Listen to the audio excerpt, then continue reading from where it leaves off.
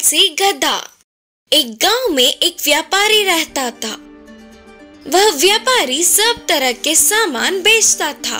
बाजार में कम दाम में खरीदने वाले सामानों को गांव में जाकर घर घर बेचता था। उन सामानों को उठाने के लिए उसके पास एक गधा था। सामानों को पोटली में बांधकर उस गधे के पीठ पर रख के बाजार से गांव तक और गांव से उसके घर तक घुमाया करता था। पूरा दिन भारी सामानों को उठाने से बेचारा गधा थक जाता था। एक दिन व्यापारी ने बाजार में नमक खरीदा। वो तो पहले से ज्यादा भारी था। गधा उस भारी पोटली को उठाते हुए व्यापारी के पीछे आ रही थी। उस दोपहर में बहुत धूप थी। गधा और ज्यादा थक गया और उसे प्यास होने लगी। उतने में एक तालाब आया।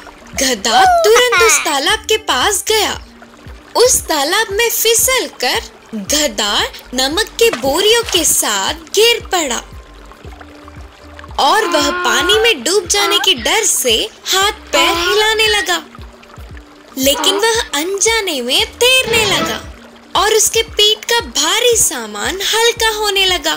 फिर गधे ने तुरंत किनारे पर आके पानी को सुखा लिया। गधे ने ध्यान दिया कि उसके पीठ का भारी बोरी हल्की हो गई और उसके पीठ को आराम मिला। उस रात गधा सोचने लगा कि ऐसा चमत्कार कैसा हुआ। लेकिन उस बेचारे गधे को क्या पता कि पानी में नमक घुल जाता है।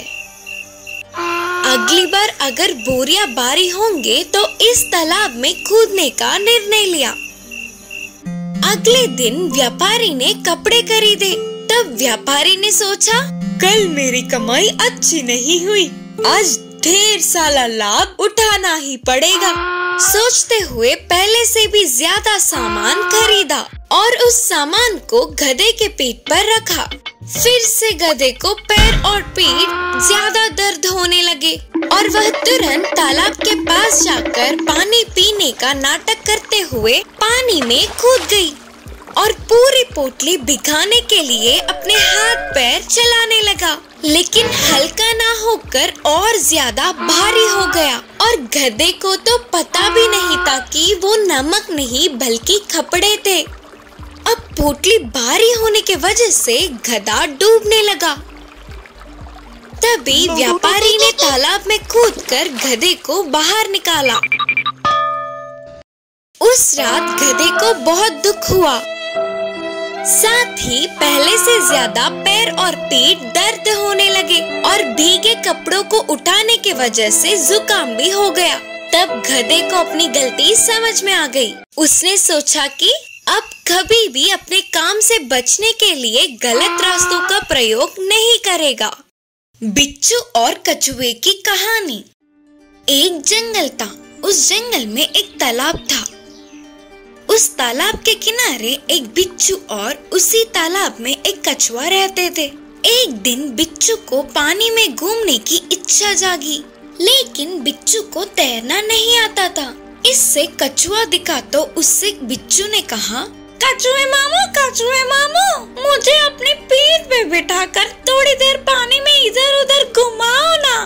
तब कछुए ने दया दिखाकर कहा, उसमें क्या है रे, आजा। बोलते हुए अपनी पीठ पर बिठाया तो ऐसे कछुआ पूरे तालाब में इस कोने से उस कोने से घुमा रही थी। लेकिन बिच्छू तो ऐसे खाली पीली बैठ नहीं पाई।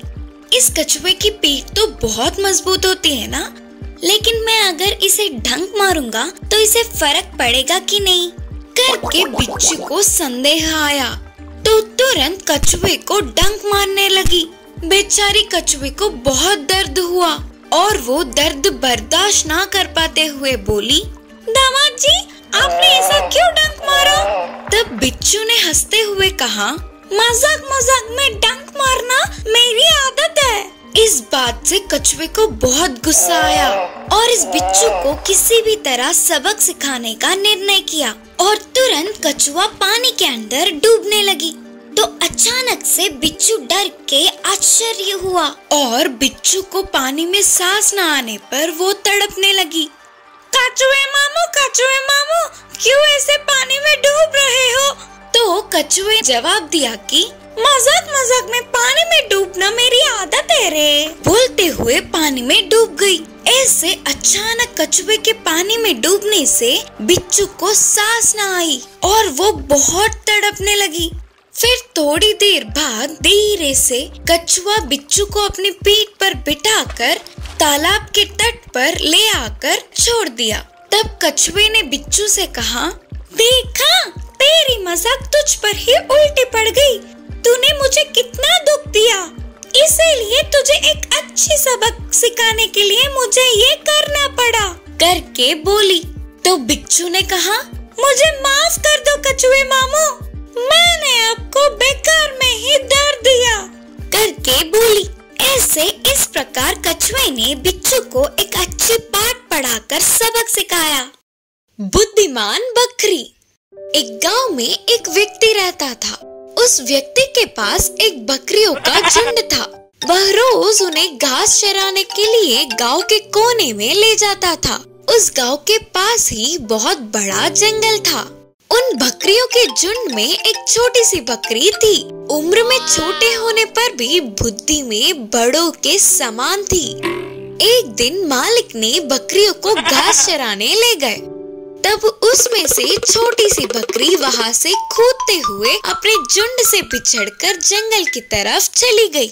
अपनी गलती समझकर वापस आ रही थी तो उसे भाग सामने दिखा। भाग को देखते ही बकरी डर से कांपने लगी।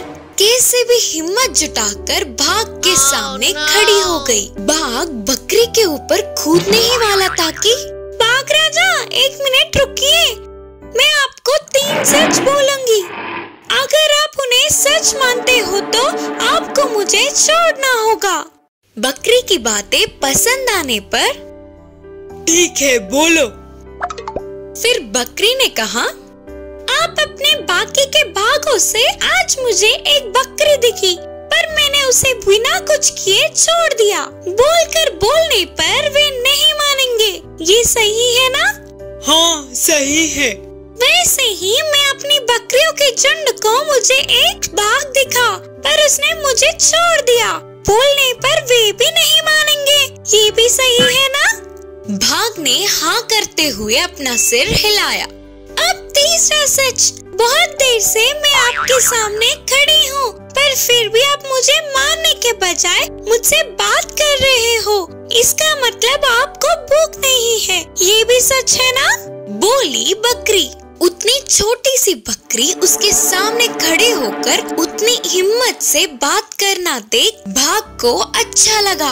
हाँ सच है, तुम बहुत बुद्धिमान हो, तुम्हें छोड़ रहा हूँ, जाओ। तुरंत छोटी बकरी झट से वहाँ से फरार हो गई। घर लौटने के बाद यह सारी बात अपने झुंड से बोली। यह सुनकर बाकी की सारे बकरियों ने उस छोटी सी बकरी की तारीफें की। नन्ही सी बकरी और सुअर की कहानी। एक किसान थोड़े बकरियां और सुअरों को पालता था। उनमें एक नन्ही सी बकरी और सुअर दोनों ही थे। नन्ही सी बकरी को उसकी माँ हमेशा हर रोज नहा धोकर साफ रखती थी। वही सुअर को उसकी माँ के साथ कीचड़ में पड़ी हुई रहती थी। तो ऐसे ही सुअर की बच्ची के सामने आते ही, छी छी, तुम मेरे पास मत आओ, गंदी बास आ रही है तुमसे, एक बाजू में जाओ। लेकिन बेचारे सुअर को तो अपने साथ खेलने के लिए कोई दोस्त नहीं थे।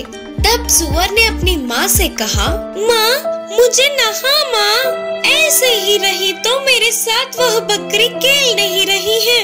देख मेरे लाल, हम लोग ऐसे ही होते हैं, अपने शरीर को पसीने छूटने की क्षमता नहीं है, इसीलिए हमें अपने शरीर को हमेशा गीला ही रखना होता है। बोलते हुए माँ ने विवरण किया। लेकिन सुअर यह सब ना समझ पाते हुए थोड़ी देर तक अपनी माँ से बहस किया। फिर भी माँ ने उसे बहुत समझाया। एक दिन सुअर की बच्ची एक तरफ और बकरी की बच्ची दूसरी तरफ। इतने में दूर पहाड़ों में रहने वाली एक लोमड़ी बकरी के बच्चे के बारे में जानकर उसे पकड़ने के लिए आई। बकरी की बच्ची अकेली होने पर उस लोमड़ी को अच्छा मौका मिला। ऐसे लोमड़ी को सुअर ने देखा। हे, भाग जाओ, लोमड़ी आ रही है बोलकर चिल्लाने के साथ ही बकरी के ऊपर कूदने वाली लोमड़ी के सामने आई। ऐसे बकरे के बच्ची को लगने वाले घाव सुअर को लग गए।